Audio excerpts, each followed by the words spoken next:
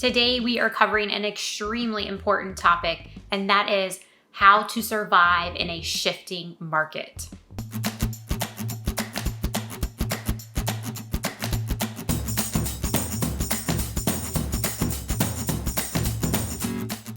Hey there, I'm Amanda Davidson.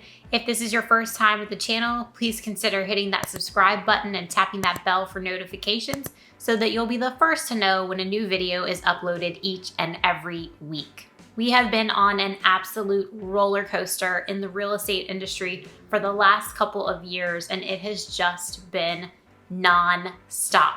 It's not sustainable, it's not normal, and now what do we do now that the market is shifting? The first thing to do when you are going through a market shift is accept that the market is changing. I see and hear so many agents, and they are really in denial and almost fighting the fact that the market is changing.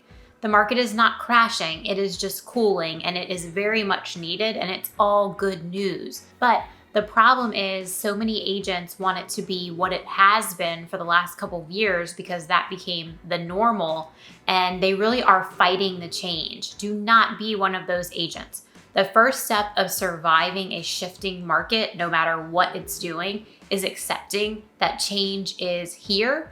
And if there's anything that's consistent in real estate, it's change. Number two is be the professional and up your real estate game. I don't care if you've been in this business for 25 years or 25 minutes. Now is the time for you to be the professional. You need to be reaching out to your clients and explaining to them what is going on. Not only does that show that you know the data, but it shows that you actually understand it. Be that constant in your client's world. They're reading the same headlines that we're reading, and these headlines are written and the copy is designed to get people to click on them. They're not accurate, they're clickbait, and you need to be that voice in your client's world that's saying, hey, here's what's actually happening in this market or your neighborhood. Niche it way down. Don't take this big picture approach that never works in real estate anyways, and show them the data while also explaining it. This could be that you pick up the phone and give them a call. You could send them a mailer. You could send them an email. I don't care how you do it. Just reach out and be that professional and show them that they can rely on you. They can ask you questions. They can listen to what you're sharing about the data and not be reading these headlines and then letting it just spiral in their heads that, oh, the market is crashing. There is no crash, not right now. Not to say that one won't happen in the future, but right now as agents, we need to take back the narrative, be present in our clients' lives, and explain to them what's really happening from a data-based approach. No feelings, data only. The third thing is putting the market in perspective. This may be one of the most important points in this video because the issue right now with consumers is that they don't understand or even take the time to look back historically what real estate has done. Take, for example, interest rates. And real estate agents are guilty of this too. Oh my gosh, the rates are going up, the rates are high. The rates are not high. They are higher from where they were 6, 7, 8 months ago. Then they were trending mid threes, low threes to mid threes. Right now, we're anywhere between low fives to high fives. They're fluctuating. But historically, if you look back on interest rates, average is right around 8%. So we are not high right now. It's simply that perception, because they were so low, ridiculously low for some time, is now that they're high, but they really are not high. And this goes back to also sharing data with your clients so that they understand while they might perceive rates are high, they really are not historically high right now. The other thing with adjusting perception is inventory. Inventory was so low because demand was just surging and extremely high. Everybody was looking to buy a house the past couple of years, and inventory was just gobbled up. The second it came on the market, homes were selling, in an hour.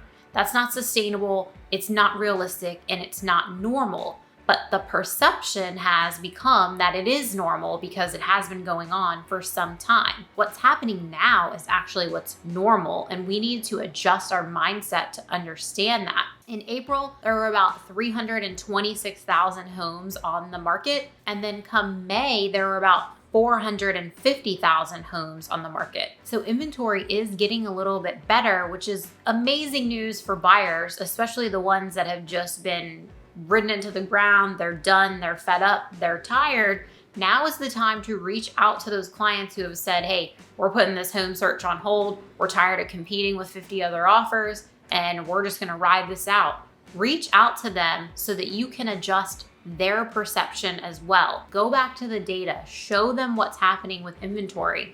We still need a ton more inventory to even become a stable market. It is still swayed towards sellers, but the fact that inventory is creeping up just a little bit gives buyers a little bit more flexibility. No, we can't be saying you can go give a lowball offer. It won't work. But hey, home inspections are coming back. Appraisal contingencies are coming back. Financing contingencies are coming back. All of these things that in the past buyers have been accustomed to, and then when they dove into the market that was surging, they had to, waive everything and give their firstborn child up to try to get into a house. Those days are slowing. Not in every market, but depending on where you are, it is likely the case that at least in some price points, there's a little bit more flexibility for buyers because of what's happening in the market. Number 4 is understanding that the market is not crashing. The market is cooling off, and it needed to cool off. These appreciation rates that we have been seeing even earlier this year in 2022, some areas have seen appreciation at 23 and 25%. That is not normal. Average appreciation on a home ranges anywhere from 3 to 5% annually, depending on what market the home is in. It could be a little more, it could be a little less. That's just the average. If you look at the past couple of years, homes have been appreciating at an unsustainable rate. When you're talking about purchasing an investment that is $400,000, $500,000, $600,000 plus $1,000, and it's appreciating at 25% annually, that's just not sustainable. It's not normal. But sharing with our clients and explaining to them that the market is not crashing. Prices are not going down at all. Prices are still increasing, but they are increasing at what is considered a more normal rate. And we're actually still way above, at least in Northern Virginia, appreciation-wise, what is typical for the area from a historical standpoint. So we need to explain that to our clients and help them understand that they don't need to be concerned about a crash right now. We are experiencing what's called deceleration. It's not depreciating right now. Homes are appreciating just at a slower pace. The last one is do not build your business on rented land. And I will say this for no matter what the market is doing, this is never a good idea. And I see more and more agents doing it, particularly coming off the frenzied market that we have been experiencing. And what I mean by that is if you are buying leads right now, I don't care where you're buying them from. It could be any of the many sources out there that allow you to buy leads. That is a problem. You are building your business on land that you don't own. Let's say that you are buying them from Zillow. That's a really popular one.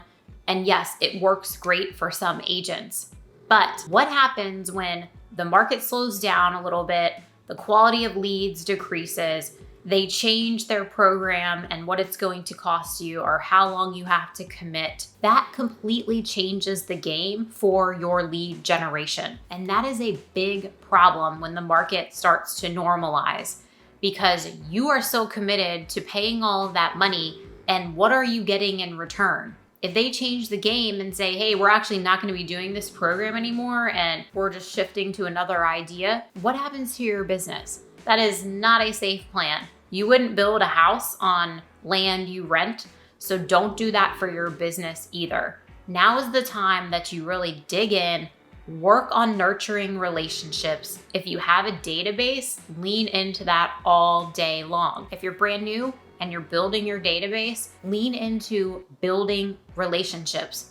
Get out there, meet people, Go to networking events. Things are open again, finally. Or if you're not comfortable doing that, start being social on social media. So many people have focused strictly on just pushing out content and getting more followers and, expanding their imprint. But that imprint means nothing if you're not nurturing it and getting business in return. And in order to do that, you have to have conversations. It could be as simple as someone commenting on your post and you commenting back, answering a question, providing value, coming from a place of wanting to help. That's where the market is heading right now. If you think that sellers aren't going to be really careful on what agent they're going to select now that the market has slowed down a little bit, you really need to think again. This whole get my license, I'm gonna make a ton of money, list a bunch of houses, that is not going to be happening. And I'm not saying that there's anything wrong with that. If you did that and you were successful, great, thumbs up to you. But that is going to be changing because sellers are going to be looking at the fact that, hey, you can't just stick a sign in the ground anymore and the house is gonna sell itself.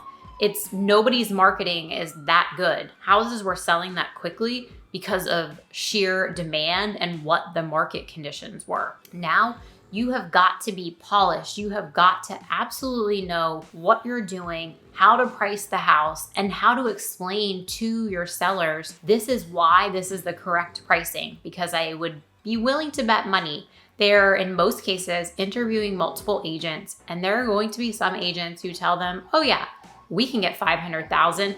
And when you look at the comps and come in, you're telling them, it's really closer to 475. Explain why. Show them that you know your stuff. Now is the time to absolutely be nurturing relationships and sharing your knowledge that you are the true professional in this business, and that's how you survive a shifting market. Thank you all for tuning in.